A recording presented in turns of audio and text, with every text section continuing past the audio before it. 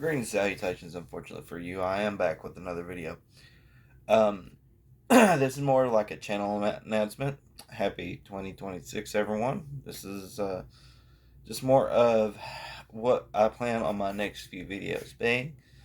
So, first and foremost, we're going to talk about the gaming related one. I'm going to talk about like some of the mechanics that I've kind of homebrewed to put into my world. I have a couple of them to talk about. Um, One of them I'm going to be talking about the Apocalypse Veil, which is like an idea that I've had for years that I've put in all my campaigns. It just rarely comes up, so a lot of times my players don't even know it's a mechanic that's actually there. Um, and then the other one is essentially I don't know what term to use, but it's kind of like a nightmare version mechanic that was inspired actually from mostly like Lovecraft, but also kind of like my own dreams. I had a pretty crazy dream the other night, and I've started putting that kind of stuff into my games because of whenever I do remember a dream that I have, because I don't remember dreams very often.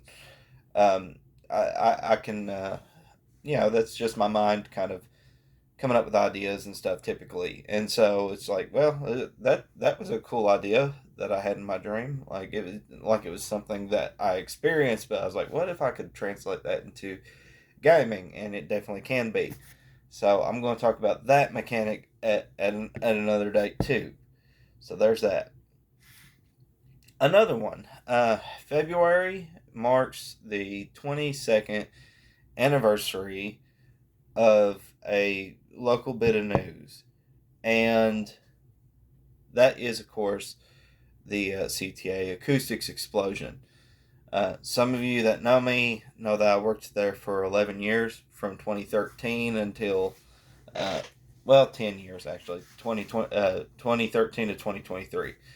It was getting ready to come up on 11 by the time I had been let go because I was too expensive to keep.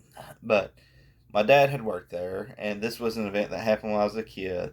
It was a pretty it was a pretty monumental event in local news. And so, like 22 years later, you know, um, I'm going to probably what I'm going to do is I'm going to take the Chemical Safety Board's combustible dust video, which covers that explosion. It's one of several that they cover in that video. So if you want to watch it yourself in your spare time, it's called Combustible Dust and Insidious Hazard. And the CTA Acoustics event is somewhere around the 27-minute mark. And so that's the event that I'm going to talk about, and I'm going to kind of give you an idea on what changed afterwards, um, what my dad's experience was. There's several people that uh, I worked with and that dad worked with that were still are working over at the new location now. Um, a lot of them are getting ready to retire. That's why they didn't lose their jobs whenever all that stuff was going around. Which is good. I'd rather somebody who is near retirement actually make it to retirement. So some of what they remember, what they went through, and some of what me and many others in the community went through, because I was a teenager at that time, so I wasn't working there. But I was in school, and like I said, it was a pretty monumental event. And so I'm going. What I'll be doing is I'll be like kind of pointing out things in that video, in addition to after the relevant part of the video being done, kind of give my thoughts and stuff like that. And then a third announcement. I made no bones about the fact that I'm a Christian, and there are many Christians in this hobby and a lot of Christian content creators in this hobby. And so I feel it imperative to reflect the Christian part. It means nothing if you don't at least do do and talk about some Christian concepts and themes and stuff like that. And so I decided that I was going to start another series. I talked about with a few guys. I've talked about with a few fellow creators like Retro DM Ray.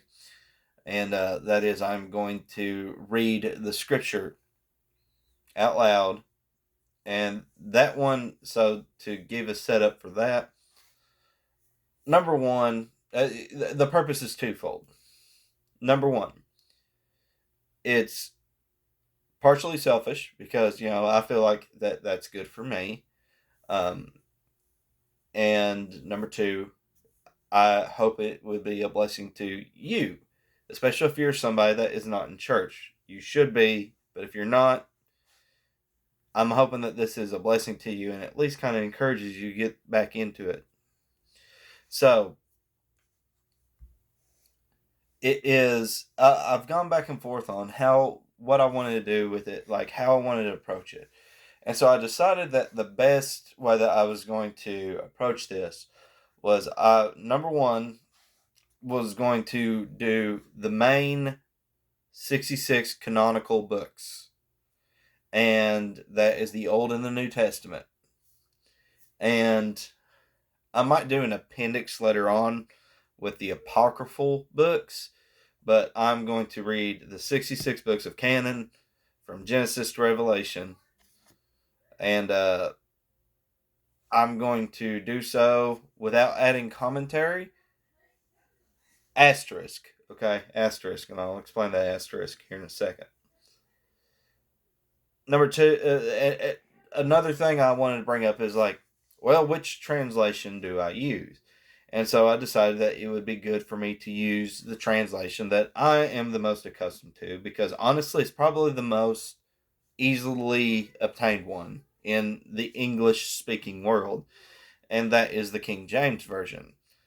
You can find a King Jimmy at a Dollar General for like $1.50, if that, honestly. So it's one of those things where I'm going to read it, and I'm going to do so in a way that is that has no commentary to it, aside from defining terms and phrases, because I understand that since the 17th century, English has changed. Certain things uh, do not mean what they mean today. For example, uh, quick meaning alive, um, prevent meaning to precede. Uh, the phrase, they cast the same in his teeth. That's not one you hear every day. And so I'm going to attempt to define that kind of stuff for those who don't know what that means. And I really wanted to bring about the reason I chose this translation. Number one, is because it's easy to get a hold of. Number two, it also lends itself well to more, for lack of a better term, ecumenical reading, meaning that there's no denominational slant to the translation. It's a translation that's been used by every denomination under the sun, in the Protestant world, and even in the heretical non-Protestant world. But like Jehovah's Witnesses and such, they had it for a while before they had they realized it didn't say what they wanted it to say. So it's the same with the Church of Jesus Christ of Latter-day Saints. That false gospel denomination, they still use it, although they attach uh, the pearl of great price and like the Joseph Smith prophecies and some other stuff onto it. So, and that stuff takes precedent over the scriptures. But, anyways, I'm rambling now. So, I've decided I'm going to use that particular version of scriptures because I feel like, number one, it's easy to obtain. Number two, it's pretty free from any denominational bias. Number three, it lends itself very well to very public reading. And number four, the cadence of it is something that is very proper. Nothing against these more contemporary English translations. That's not what this is about. But there's just something about reading the these and that. As much as people go the these thous thys and so on, these are archaic. They're not really archaic. In the Hebrew and the Greek, there were terms like that that indicated whether the subject was plural or singular, and so that's what the purpose of the thee, thous, ye's, and all that is. But the cadence of it, like it just uh, it the Jacobian English, it just sounds a little bit more grander. I think everybody can agree on that to some degree. So so it's not, you can use whatever translation you want if you want to follow along. It's just I'm going to be using the version that I use the most, I know the best, and I like the most. And for me, that's the King Jimmy. A lot of people don't like it, but I do. So, but anyways, those are my announcements going into 2026. Here's hoping we have a good year. Um, just kind of take care of yourselves, take care of your loved ones. Never leave the house without them knowing what you think of them. And as always, guys, take care. God bless. See you on the other side. I'm looking forward to it.